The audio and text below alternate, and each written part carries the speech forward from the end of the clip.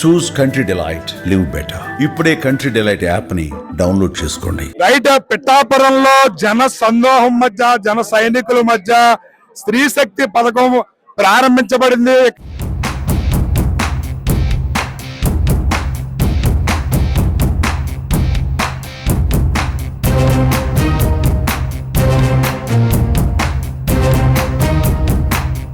ఇక్కడ జనాల విపరీతమైన క్రౌడ్ ఉంది.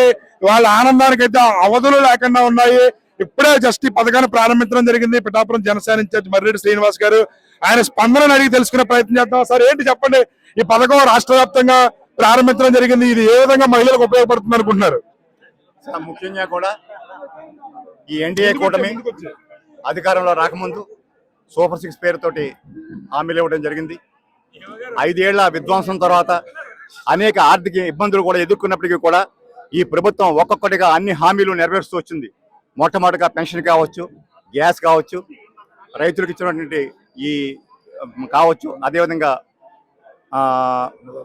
అన్నదాత సుఖీభావ, మహిళా మన పిల్లలకి ఇంట్లో ఎంతమంది పిల్లలు ఉంటే వాళ్ళందరికీ కూడా 13,000 చొప్పున డిపాజిట్ చేయడం, ఆఖరిగా ఈ సూపర్ 6లో భాగమైనటువంటి ఈ పథకాన్ని, స్త్రీశక్తి పథకాన్ని ఈ రోజు ప్రారంభించడం చాలా చాలా సంతోషంగా ఉంది. ఎందుకంటే నిజంగా కూడా అద్భుతం, అమోఘం. ఇప్పుడే మేము బస్సు ప్రారంభించి వచ్చాం. స్త్రీల యొక్క స్పందన అద్భుతం. ఎందుకంటే ఒక స్త్రీలకి ఒక వెలుసుబాటు కల్పించాలి. వీరి సమాజంలో అందరితో పాటు వారికి అనేక పనులు ఉంటాయి, వారికి ఉపయోగపడాలనే ఉద్దేశంతో ఈ పథకాన్ని తేవడం జరిగింది. గతంలో కూడా కొన్ని రాష్ట్ర ప్రభుత్వాలు ప్రవేశపెట్టాయి. వారిని అనుసరించి ఇది మహిళకి ఎంతో ఉపయోగపడుతుందని చెప్పి ఈ పథకాన్ని కూడా అమలు తేవడం చాలా చాలా ఆనందం, చాలా అద్భుతమైనటువంటి స్పందన ఉంది. అయితే ఈ కూటమి హామీలు ఇచ్చినప్పుడు, సూపర్ 6 హామీలు ఇచ్చినప్పుడు ప్రతిపక్షాలు ఈ హామీలు నెరవేర్చడం అనేది ఎవరి తరం కాదు, చంద్రబాబు నాయుడు కళ్ళబొల్లి మాటలు చెప్తున్నాడు అని చెప్పి వ్యంగ్యంగా మాట్లాడడం జరిగింది ప్రతిపక్షాలు. ఇప్పుడు కూటమి ప్రభుత్వం ఒక్కొక్క పథకాన్ని కూడా అమలు చేసుకుంటూ వస్తుంది. దాని గురించి మీరు ఏ విధంగా స్పందిస్తారు సార్? సార్, అంటే అదే చెప్తున్నా, మా నాయకుడు కూడా పవన్ కళ్యాణ్ గారు ఒక మాట చెప్పేవారు. నారా చంద్రబాబు నాయుడు గారు అత్యంత అనుభవశీలైనటువంటి నాయకుడు. ఆయన 14 సంవత్సరాలు ఒక రాష్ట్ర ముఖ్యమంత్రిగా పనిచేశారు. వారి నేతృత్వంలో అయితేనే మనం పటిష్టంగా చేయగలగాలని చెప్పడం జరిగింది. ఈవేళ ఆ నమ్మకాన్ని ఎన్డీఏ ప్రభుత్వం నారా చంద్రబాబు గారి నేతృత్వంలో, అదేవిధంగా మన శాసనసభ్యులు రాష్ట్ర ఉప ముఖ్యమంత్రి పవన్ కళ్యాణ్ గారి నేతృత్వంలో ఈ ప్రభుత్వం ఇచ్చిన ప్రతి ఒక్క హామీని నెరవేర్చింది. ఎన్ని ఆర్థిక ఇబ్బందులు ఉన్నప్పటికీ కూడా వీటినన్నిటినీ నెరవేర్చింది. ప్రతిపక్షం అదే పనిగా వారు చేసిన విధ్వంసం నుంచి మభ్యపరచడానికి ఎంత విధ్వంసం చేశారంటే ఈవేళ రాష్ట్రం కోలుకోనంత విధంగా విధ్వంసం చేశారు. ఇప్పుడే ఈ ప్రభుత్వం అన్ని కూడా జరిగిన పొరపాట్లన్నీ ఒక్కొక్కటి సరిదిద్దుకుంటూ అమరావతి కావచ్చు, పోలవరం కావచ్చు, అనేక ఆర్థిక విధ్వంసాలు ఇవి ఎట్లా చేశారంటే ఈ ప్రాజెక్టులు కానీ ఎప్పుడు రివైవ్ అవ్వకూడదన్న దారుణంగా సర్వనాశనం చేసి ఈ రాష్ట్రాన్ని వదిలిపెట్టారు. కానీ ఒక ఏడాది గడిచింది. ఇప్పుడే ఈ కూటమి అభివృద్ధి వైపు తొలి ప్రస్థానం జరిగింది. అన్నట్టుగానే సంక్షేమ పథకాలు, హామీలు అన్ని పూర్తి చేయడం జరిగింది. ఇక ఆర్థికంగా ఈ వ్యవస్థలు పుంజుకోవాల్సిన అవసరం ఉంది. తప్పకుండా కూడా ఈ 4 ఏళ్ల కాలంలో కూడా చేసి ఈ రాష్ట్రాన్నే అత్యద్భుతమైనటువంటి శక్తిగాను, అమరావతిని అద్భుతమైన నగరగాను, అదేవిధంగా ఎన్నో ఏళ్లు బట్టి చూస్తున్న మన పోలవరాన్ని కూడా పూర్తి చేసే శక్తి ఈ ఎన్డీఏ ప్రభుత్వానికి ఉన్నది మేము ప్రగాఢంగా విశ్వసిస్తున్నాం. చూసారు కదా మర్రెడ్డి శ్రీనివాస్ గారి స్పందన ఎలా ఉంది సార్? అంటే మహిళలు చాలా చాలా ఆనందపడుతున్నారు. వాళ్ళ స్పందన చూస్తుంటే మీకు ఏమనిపిస్తుంది? ఈరోజు ఆడపడుచుల్ని ఇంట్లో మగవాళ్ళు ఏంటంటే రేపు పంపుతాను, ఎల్లుండి పంపుతాను అంటారు కొంచెం ఆర్థిక ఇబ్బందులతో. అటువంటిది ఈరోజు మగవాళ్ళు రేపు వెళ్ళి కానీ పుట్టింటి కానీ అనడానికి వీలు లేకుండా చంద్రబాబు నాయుడు గారు ఆడపడుచుల తల్లిని ఎప్పుడు చూడాలంటే అప్పుడు బస్సు ఇలా చేయడ్డెట్టి ఆగుద్ది, బస్సు ఎక్కెళ్ళాలి. సూపర్ 6లో భాగంగా దీపం పథకం చేశారు చంద్రబాబు నాయుడు గారు.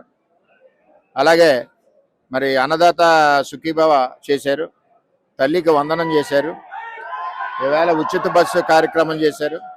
ఇవన్నీ కూడా సూపర్ 6లో అన్నీ కూడా ఇంప్లిమెంట్ చంద్రబాబు నాయకత్వంలో కూటమి ప్రభుత్వం చేస్తా ఉంది.